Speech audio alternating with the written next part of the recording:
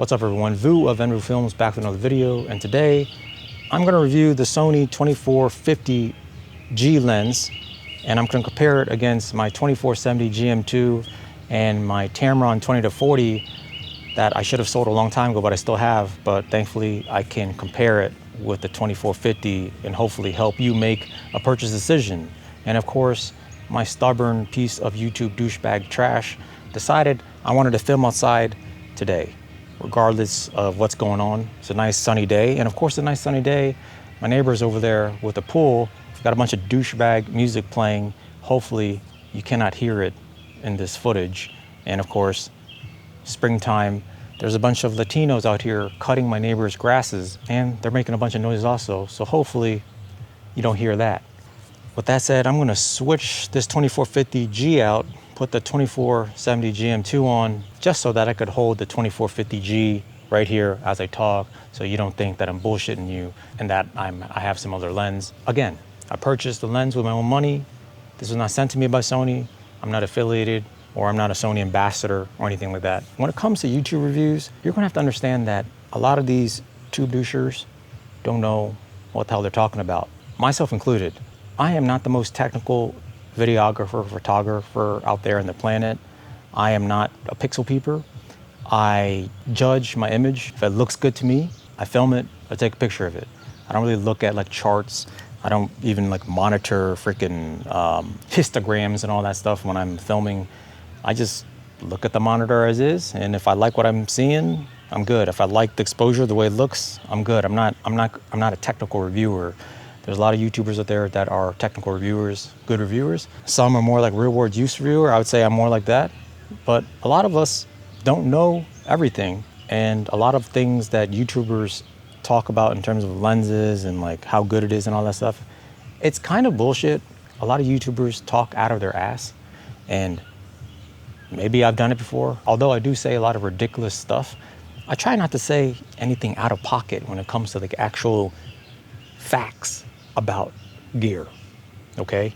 When I told you Insta360 is trash a year ago, before all these other YouTubers start talking about Insta360 being trash, I've already said it was trash just by seeing the image quality on YouTube videos, and people were saying it was good, and I'm like, no, this stuff looks like trash. I never got any of those Insta360 cameras to review. People were like, how do you know it's, how can you say anything bad about it if you haven't tried it? Yo, the image looks like shit. So fast forward a year later, all YouTubers are telling, now all the YouTubers are telling us that Insta360 was telling them not to say certain things. So there that is. So I'm not gonna try to bullshit you, all right? When I have a certain opinion on something, I'm gonna just tell you the way it is.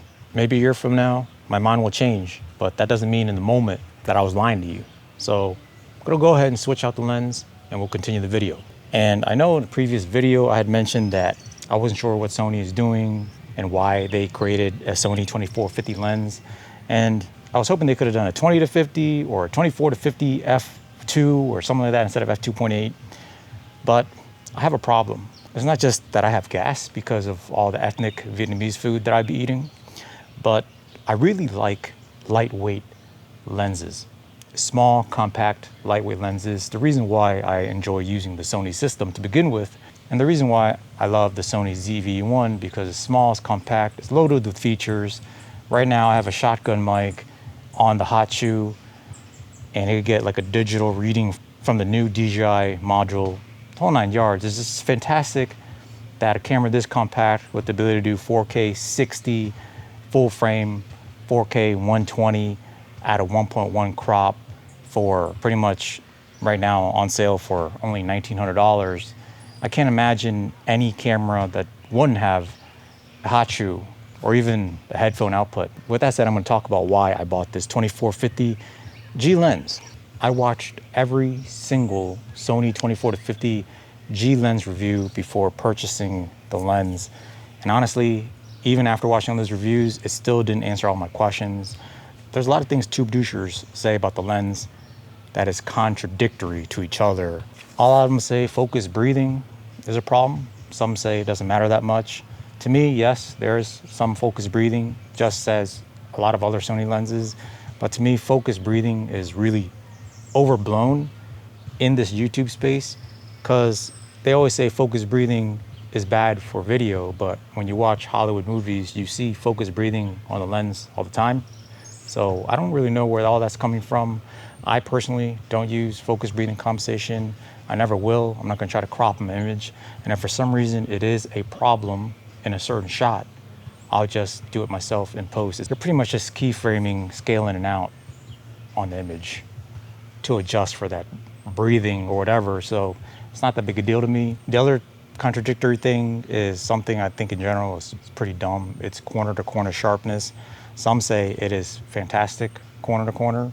Some say that the corners aren't as sharp, especially at 24 millimeters, and especially if you compare it to the GM Mark II, which I'm filming on right now, which is a $2,200 lens. It's pretty much the best 24-70 available to purchase in terms of size, weight, performance, the whole 9 yards. Just overall, it's the best you could buy, but it's also expensive. Of course, at that price, you're going to be expecting near perfection across the board.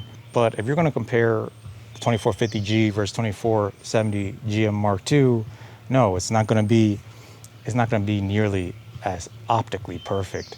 But even if you compare the 24-50 versus, say, the GM Mark I, or pretty much any other 24-70 on the market, it's right there with those. So the reason why the corners aren't as sharp as the center of the frame, which all of these new modern lenses, the center of the frame is super sharp, and it doesn't really matter if it is pixel peepingly sharper than the next lens or whatever. And the reason why the 24G is not as sharp as the 24-70 GM Mark II in the corners is because it has more field curvature. And so when you see a lot of these lens tests, the guys who are taking pictures on this chart, they would focus into the center, so everything in the center is focused, but then on the 24-50, the corners are slightly less sharp. When I do a field curvature test, which I learned from The Art of Photography, he did a video on it like 2 years ago, you pretty much just take a picture of something with texture wide open on the lens, and then you go into Photoshop, you put an edge filter onto the image, and it'll show you a line of where things are in focus, things are sharp. And when you compare the 24-50G versus 24-70 GM Mark II, you will see that it is slightly, ever so slightly, a little bit more, very tiny bit more curved than the GM Mark II. And this is enough for the corners to be just slightly less sharp than the center. Then of course tube users will say, and incorrectly so, to avoid shooting off center on the 24-50G lens if you want like ultimate sharpness. The reality is it is sharp wherever you focus on. So if you focus your camera to the corner of the frame, the corner of the frame will be sharp, but then the center won't. And a lot of times if you're shooting portraits, rule of thirds or whatever, like you're shooting over here or everything, you're gonna be sharp regardless, and you don't really care about how sharp the out of focus area is. Real world use, professional use, the 24G would be perfectly fine for 99% of people. The 1% are really technical photographers that needs like technical perfection, where like bokeh needs to be super circular, everything needs to be sharp. Landscape photographers who just need everything to sharp, maybe they gotta shoot wide open. I can't imagine they do. If they're stopping down to like f4, f5.6, the 24-50G is perfectly sharp with that regard, but for some reason they just need like the ultimate of the ultimate sharpness. They'll just get the 24G Mark II. But honestly, 99% of users, including professionals, the 24-50 is more than enough in terms of like the image quality department. A lot of people will say the 24-50G is not as worth it as the Tamron 20-40 f2.8 lens. And look, I've owned this 20-40 Tamron for a while now, and I've even recommended it for cameras such as the ZV-1 multiple times. This is a great lens. I love this lens. I was supposed to sell it a while ago, been lazy, so I still have it, and I tested it against the 24-50, and the Tamron 20-40, it doesn't really measure up in terms of overall quality, overall image quality to the 24-50. There's no ifs, ands, or buts around it. The only real advantage of the 20-40 is it has 20 millimeter. Now, 20 millimeter taking like landscapes, like you can't, in my opinion, 20 millimeter is really good for dudes who vlog while walking. So if you're walking around, you're vlogging, you want to use 20 mil, especially use active stabilization on your Sony cameras, you're going to be cropping in a little bit, so you end up being like a 22 millimeter. And then with 22 millimeter, you get a lot more space to show where you're walking, and it's supposed to look more proper for like a handheld walking vlog. But then again, I heard that image stabilization on Sony works better on Sony lenses. So here, I'll show you if 20 millimeters on the Tamron with active stab on looks any better than 24 millimeter on the 24-50G with just standard stab. So you're getting a real 24 millimeter field of view compared to this 22 millimeter field of view on the Tamron that has active stab on versus standard stab on the 20-50G. You tell me if there's a huge difference with stabilization. Me, I just realized this recently, even though I always say I wish the 24-50 was a 20. The reality is I myself don't actually walk around and vlog. When I do vlog, this is what I'm doing. I have it on a tripod, I'm standing here and I'm talking to the camera.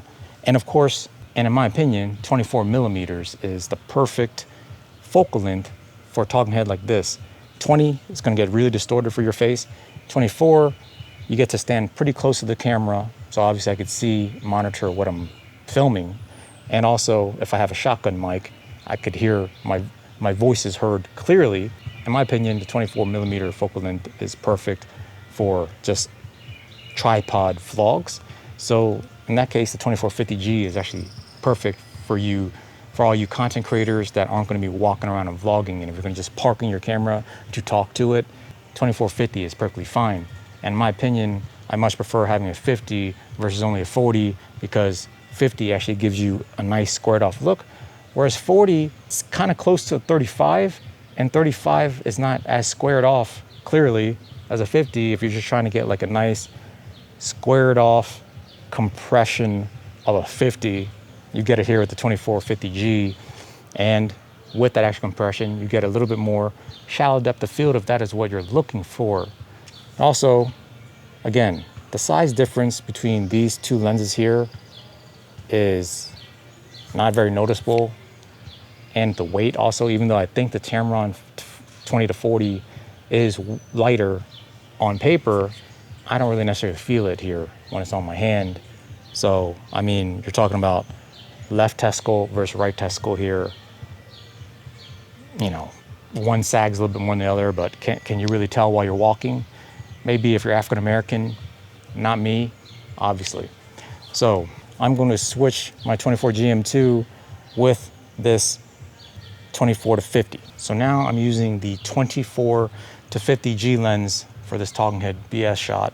So like any other Sony lens, the autofocus is on point, so that's not something you have to worry about. People complain about focus breathing. You tell me if the focus breathing or whatever you see here is distracting. I think it's ridiculous that people even talk about that crap, but it's YouTube. So the reason why I spent a bunch of time watching every single YouTuber douchebag video was because I was really trying to decide if I wanted to buy this lens because of the lightness. I do have a 24-70 GM2. That lens is so freaking good. And if I'm gonna buy the 24-50G, own it and use it, I probably have to get rid of the 24-70 GM2. And I had to really figure out if the 24-50G is going to be worth it for me to buy, sacrificing the additional 20 millimeters and sacrificing that image quality perfection that the GM2 offers. So because I'm not a douchebag photographer, I don't need absolute perfection in my lens. Matter of fact, I like a little bit of character in my lens, and the 24-50G actually has a lot more character in the lens. I know it's a stupid word, but it just has a distinct look when you compare it to other lenses. The 24-50G has a lot of cat's eye in the corners outside of the frame with its bokeh. And even when you compare it to when you compare it to the 24-70G Master II, compared to the 16-35G Master II, and the 20-40, and the Tamron 2040 f2.8 lens, the Sony 24-50G has very distinct looking bokeh. It has a lot more cat's eye action going on. I'm not gonna pixel peep, I'm not gonna zoom in, all this crap. Look at the bokeh, what it looks like. What I'm talking about is when I'm looking at the overall image. If I'm focused on a subject, the background, bokeh, what does it look like overall? Not just individual balls, individual saggy nutsacks in the background. To me, the Sony 24-50G has its own look, which as a filmmaker, as someone who is looking for different look in the lenses, which is why a lot of times I like to shoot primes, anamorphic, and as well as many other filmmakers, the 24G has this distinct look. You can see that it swirls a lot more. It's like a circular, swirly, there's a circular, swirly look to the bokeh that I could probably compare to like Sony 55mm Zeiss, maybe even the Sony 85 f1.8 that I really appreciate. So with that regards, the only real issue with the 24-50 is now the 20mm that I lose compared to the 70. And I'm gonna be using the 24-50G this weekend to film a wedding. And of course, the past like 8 months or so, I've been using the 24-70 GM2 for a lot of the wedding films that I've done, a lot of the run and gun shoots that I've done. And the 70 has come in very handy multiple times, even though in the past I used a 50mm prime a lot, and I found that 50mm was fine for my use as a handheld cam. I had other cameras doing the telephoto stuff. We'll see what it's like to film run and gun with the 24-50. I imagine it being perfectly fine, but yeah, to me, the extra 4mm on the 24 compared to, let's say, a Tamron 28-75 is a lot more valuable than the 20-25mm extra reach you get with the 20-70 or 28-75 lens. And the 50 is likely good enough in terms of reach. If you're looking to buy a 24-50G lens and you're concerned about build quality, whatever, this lens, to me, feels no different than any of the GM lenses I have. I have 24, 35, 50. I have these GM Mark IIs. It feels like it belongs into the same category, you know, like it could be, I feel like the overall build quality, it could be a GM lens all on its own. There's some people who are concerned about the zoom, you know, when you zoom the lens out, it's wider, and when you zoom back in, it's at a 50. I don't really care about the crap. It's not even a big deal to me. So if you're looking for a Sony lens, 24-50 range works for you. You want good image quality, get the 24-50G, okay? You're in a budget, go ahead, get the 20-40 if you don't mind, you know, that range. You don't mind not having 50, 20-40 is fine. It's a great lens. Corner is definitely a lot soft. The corners are definitely a lot softer throughout the entire zoom range of the Tamron. It'll be in focus wherever you're focusing. So if you're shooting f2.8 a lot, you're not gonna really care about the corner sharpness. If you're doing video, you're probably not gonna really care about the corner sharpness. So the 20-40 is fine. With my tests, it is not as good as a lens as a 24-50G. With that said, guys, I hope this video helped you make a purchase decision on the 24-50G. That said, till next time, lighten up. It's a bit dark.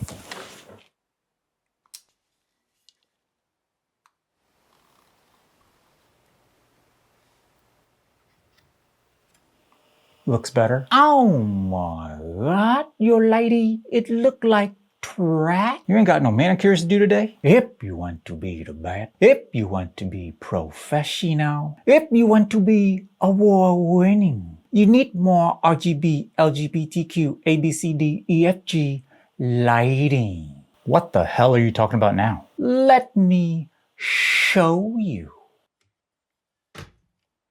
Bro, now it looks like I'm ready for Insta360 to send me a camera to review for free and tell everyone it's good, even though it is absolute 100% grade A trash. Sign up for my how to use RGB, LGBTQ, ABCD, EFG lighting masterclass for only 20.